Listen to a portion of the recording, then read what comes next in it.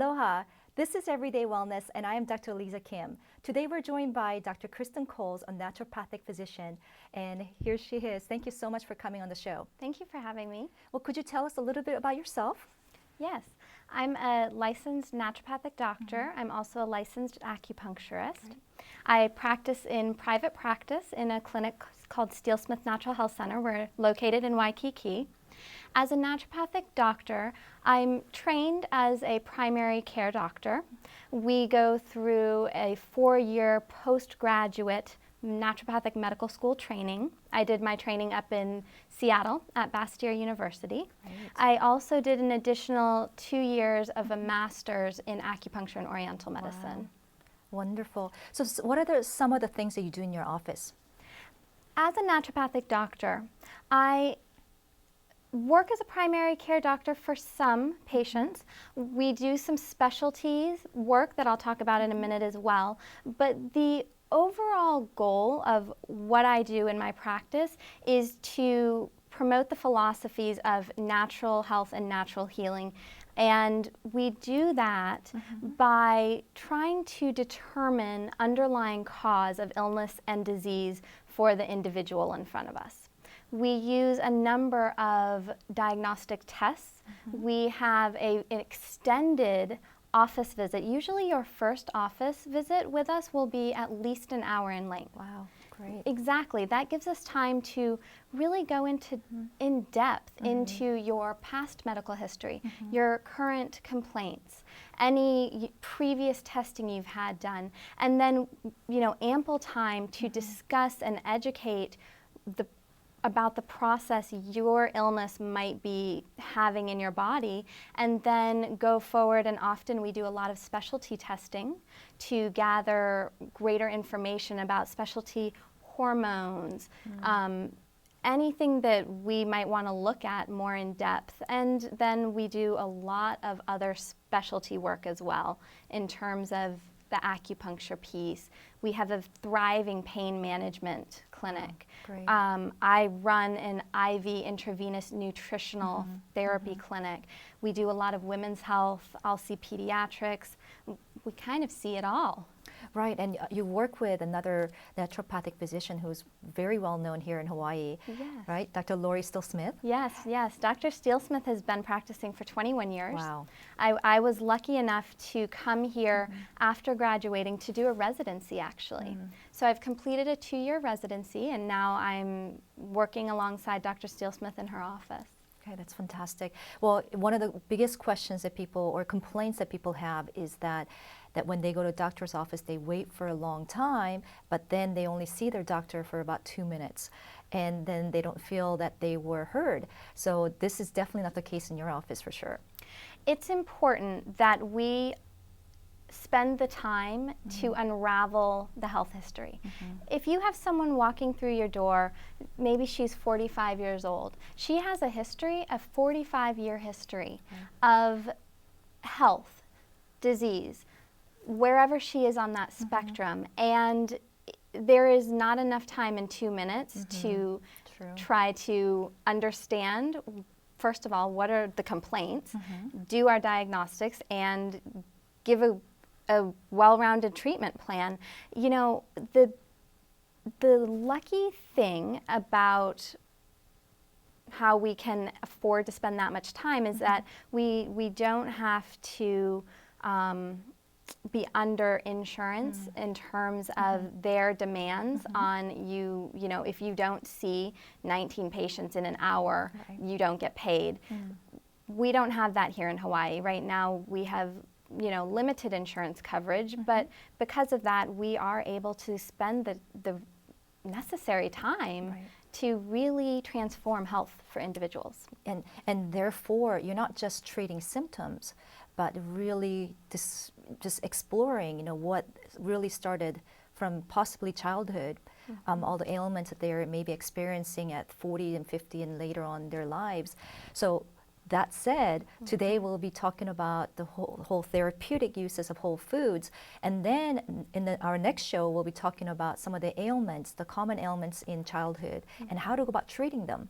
Okay, great. Well, I'm really excited about this whole show because this is my passion. I love to cook. I love to use food as medicine.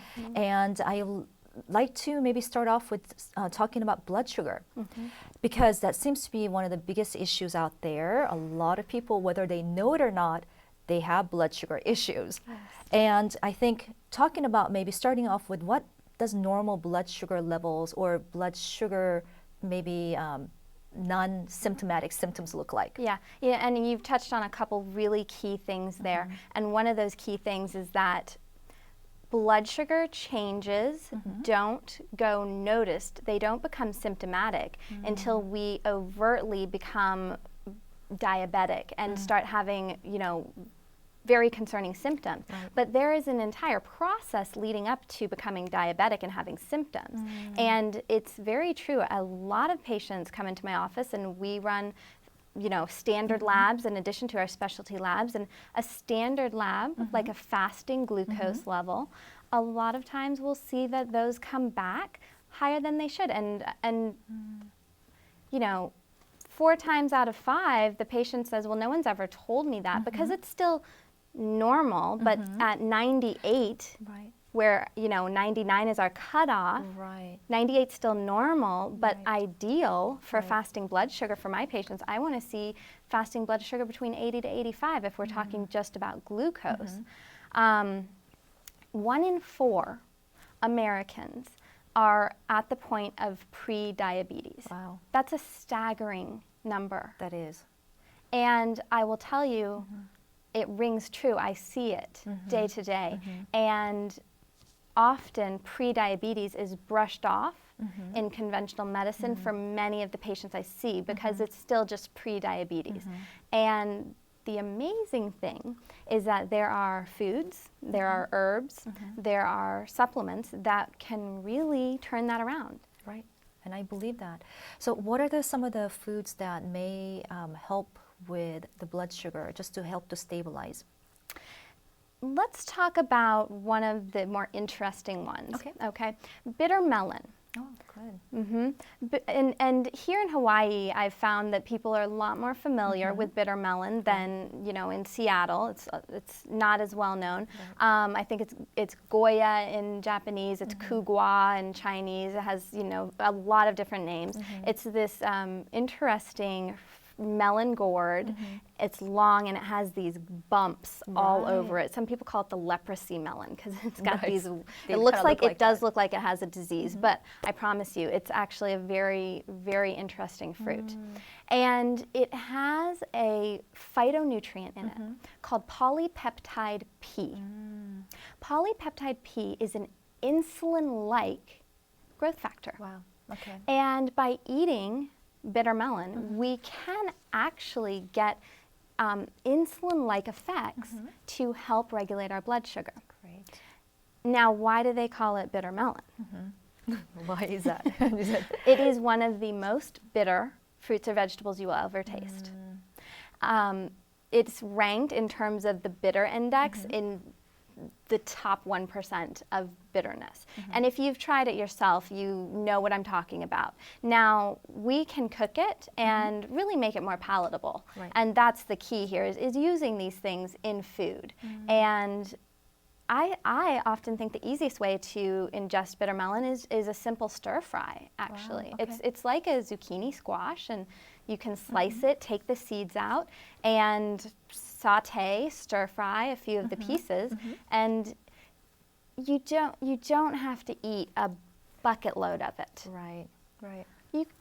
If you could incorporate a few pieces of bitter melon every day, if everyone could incorporate, 3 slices of bitter melon a day, it would have a profound effect on the progression of that pre-diabetes glucose issue. Wonderful. Well, in Chinese medicine, they always talk about eating different flavors. Yes. And bitter is one of the flavors on there. But most of the people here in America, they tend to like sweet and salty, and that's pretty much it. And then maybe sour, here and there. But this is fantastic to know that bitter things will definitely help with blood sugar levels and probably other ailments too.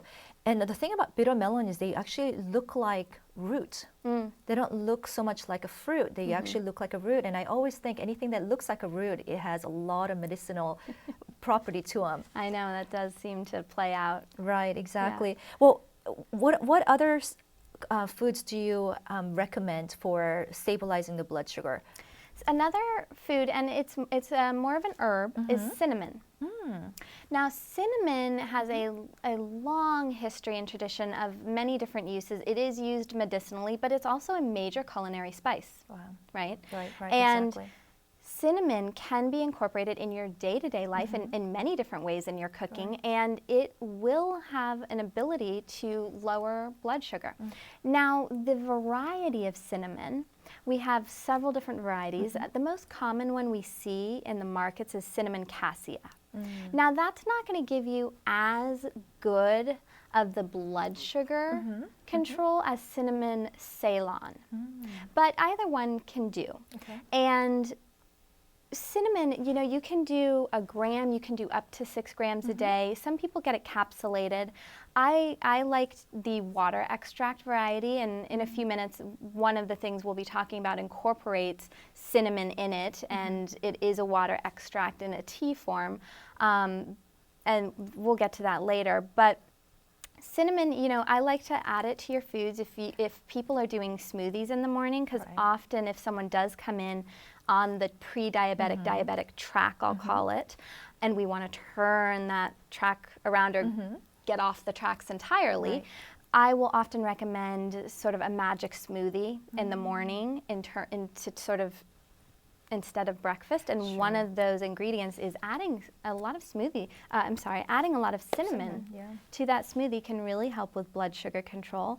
One study did show that cinnamon Ceylon had the ability to decrease fasting blood sugar by about 3 to 6%. Now, incredible. Exactly, that's actually along the same lines as some of our older diabetes drugs.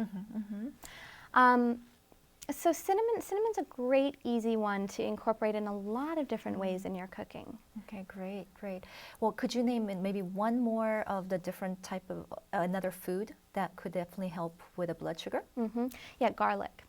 Garlic is a great one, and we'll be diving into garlic in a minute, because garlic has incredible properties. It can help with some blood sugar, it can help with cholesterol, it has some immune properties, and you know, that's an easy one to incorporate. You know, it's not so bitter, and you know, not just a little spice. We can, you know.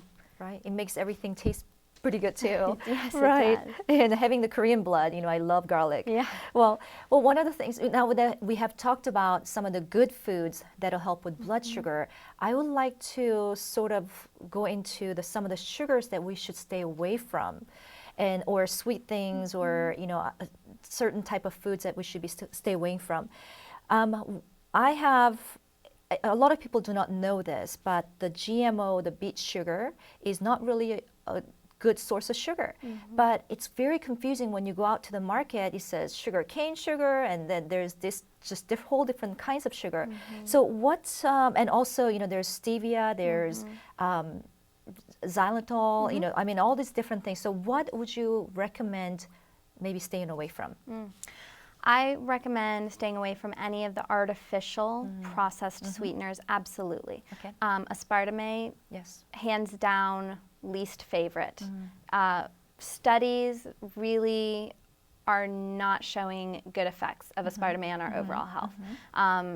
You know, some studies are linking it to certain types of cancer. It's still on the market though, so you know, I guess we're staying tuned to if it is or isn't true there, but really anything that's showing that possibility, I'm saying definitely stay away from. Well, that's been there. I mean, I've been hearing this since I was in school, which was 20-some years ago, but I definitely still see it. I see people using it, and I see people using like 5 or 6 packets at a time, which to me, I mean,